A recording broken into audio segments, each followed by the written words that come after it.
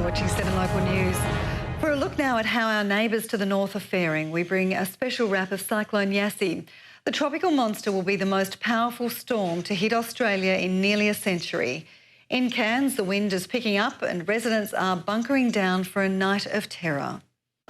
Residents woke to news they didn't want to hear. Cyclone Yasi had grown to a Category 5 system and was unlikely to lose momentum on its path to the coast. The next 24 hours is going to be, frankly, a very terrifying 24 hours. The storm destroyed the weather station at Willis Island this morning. The automatic weather monitoring gear is built to withstand a Category 5 cyclone.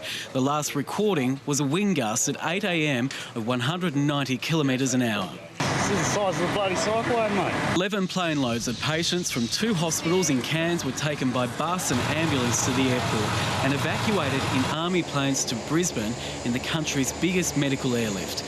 A makeshift emergency room has been set up at Fretwell Park, where a woman went into labour this morning. Hours earlier, the last flight out of Cairns left for Sydney. You can really feel the fear in town. Residents have stripped supermarkets of supplies. It will be days, even weeks, before they're stocked again. I just topped up with water and whatever I could get my hands on. Cairns is a ghost town. Water and power in some areas is already off. Many of the evacuation centres are full. Hundreds of locals and tourists have headed to hotels instead. I wasn't expecting this kind of disaster in my whole life. Unfortunately, we have to stay and we have to wait what's going on. Police and army personnel spent the morning forcing people from their homes. We were here for when Larry crossed Innisfail, so that was like a little cyclone here. A few trees down, but nothing like what's coming now. Boats have been anchored and tied to whatever is available. Residents are prepared for the worst and are hoping for the best. Trent Evans, 7 News.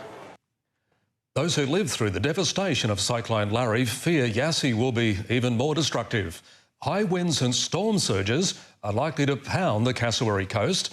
Locals are taking refuge wherever they can. High winds pounded Mission Beach this morning. It's a breeze compared to what's to come. Tourists were bussed out yesterday. Those who remain are preparing for a major assault. We expect to get water through the ground floor of the resort. Expect a few broken windows.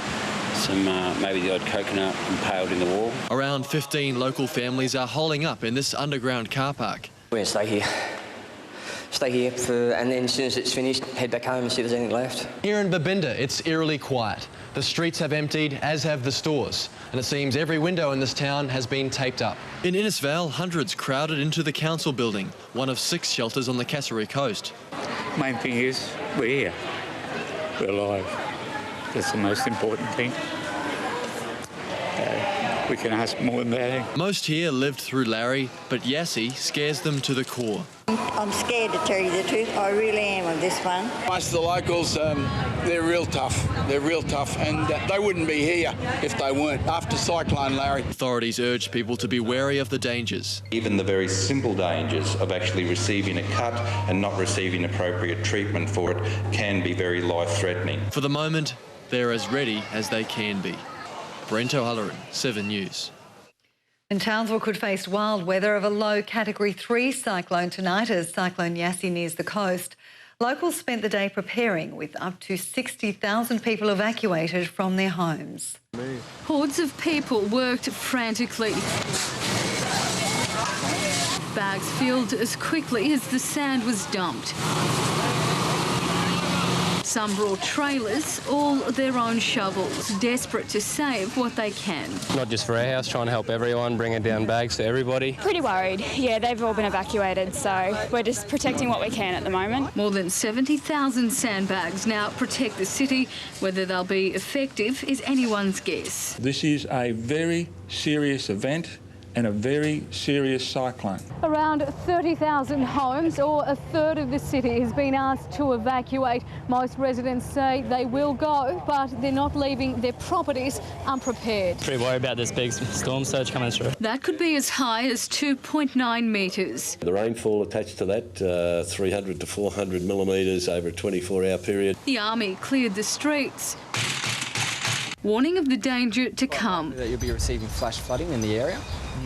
and you're recommended to vacate your premises for that. Erica Ferguson is taking no chances. The potential is for sort of total destruction. I mean, that's the worst case scenario. 6 evacuation centres have been set up across the region. They're filling fast. We're just really scared and worried and that because it's my first cyclone and we don't know what's going to happen. Some travelled hours, bringing loved ones to safety. Well, we can't physically hold our roof on, can we? So if we lose it, we lose it. Those remaining are warned to stay put. I would anticipate that they will be in those safe places until daylight tomorrow at the earliest. Winds could go higher than 150 kilometres an hour. Katie Scott, 7 News. While North Queensland is in the firing line for Queensland's worst natural disaster, Premier Anna Bligh and authorities in Brisbane are assuring residents the state will support them through this crisis. A stoic Premier is leading the state through yet another disaster. Fresh from the floods, Anna Bligh is now warning Queensland to brace for Yasi. Do not bother to pack bags. Just grab each other and get to a place of safety. Remember that people are irreplaceable. The focus is already on recovery at emergency headquarters in the state's capital. The man in charge of central Queensland and the southeast flood cleanup will now deal with Yasi's wrath. You're staying in your home, make sure you've got the batteries, you've got the radio, you've found the smallest, strongest room in the house. Authorities are assuring locals just as they were there for flood victims, Queensland will support the north. We all stand ready to shoulder this burden with you, not just today, but every day after this event. And there could be more wild weather on the way. At the start of summer, the Bureau warned similar seasons have produced up to 6 cyclones. Yasi is our 3rd in 5 weeks. So there is still every possibility of further cyclones forming. Katie Toney, 7 News. There we go, Joe Rob. That's all for sport tonight, guys. Pleasure, mate. Thanks very much. All right, stay with us. Livio will have all the weather details. That's coming up after the break with all the latest on Cyclone Yasi.